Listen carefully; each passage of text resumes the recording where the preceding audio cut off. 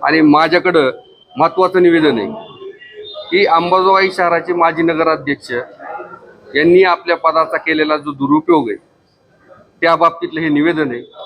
आणि सर्व पत्रकार असतील, नगर परिषद प्रशासनातले सर्व अधिकारी, मुख्य अधिकारी असतील, सर्व कर्मचारी असतील, सर्व नागरिक होते, सर्वांच्या समोर पुराव्यासहित आम्ही तुमच्या समोर सादर केलेलं आहे की त्यांनी पदाचा कसा दुरुपयोग केलेला आहे ते। तर त्याच्यातले काही महत्त्वाचे मुद्दे तुम्हाला मी थोडे वाचून दाखवतो।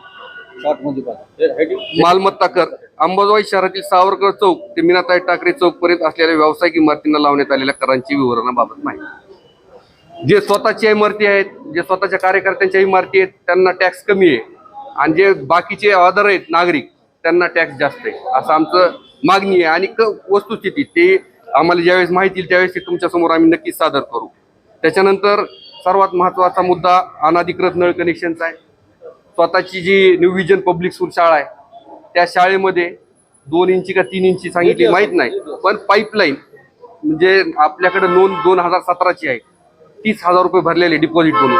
त्यावेळेसपासून नगर परिषदेला 1 रुपयाही त्यांनी भरलेला नाही आज तक आहेत। हे रजिस्टर तुमच्या सर्वांच्या समोर त्यांनी आणून दाखवलं। संबंधित कर्मचाऱ्याला विचारलं, 24 तास पाणी त्यांना आहे, त्यांचा ज्यावेळेस फोन येईल त्यावेळेस त्यांना पाणी सोडलं जातं। इतका मोठा पदाचा गैरउपयोग त्यांनी या ठिकाणी केलेला आहे। सामान्य नागरिकांना 15-15 दिवस पाणी मिळत नाही आणि त्यांच्या शिक्षण संस्थेला 24 तास पाणी या ठिकाणी नगरपालिकेच्या भगवान बाबाच्या चौकातील जो पाण्याची टाकी आहे त्या ठिकाणून त्या ठिकाणी सप्लाय होते। त्याच्यानंतर काही ठिकाणी आपल्या मर्जीतल्या लोकांना त्यांनी दुकानं दिलेली आहेत।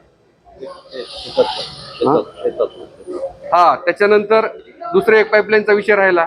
त्यांच्या शेतात जे सालगडी म्हणून काम करतात त्या सालगडी जिथं राहतात त्यांचा जो कोटा राहायचा त्या ठिकाणी सुद्धा त्यांनी नळाची पाईपलाईन त्या ठिकाणी नेलेली।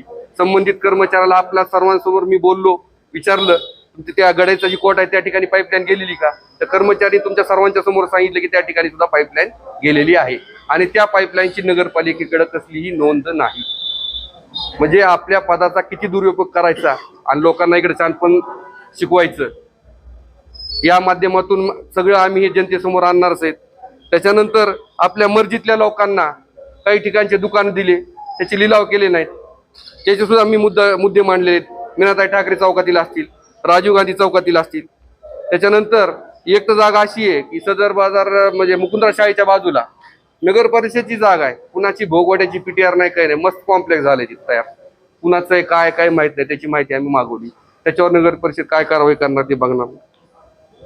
त्याच्यानंतर राज मेडिकल व राजकमल हॉटेलच्या मधील जे दुकान आहे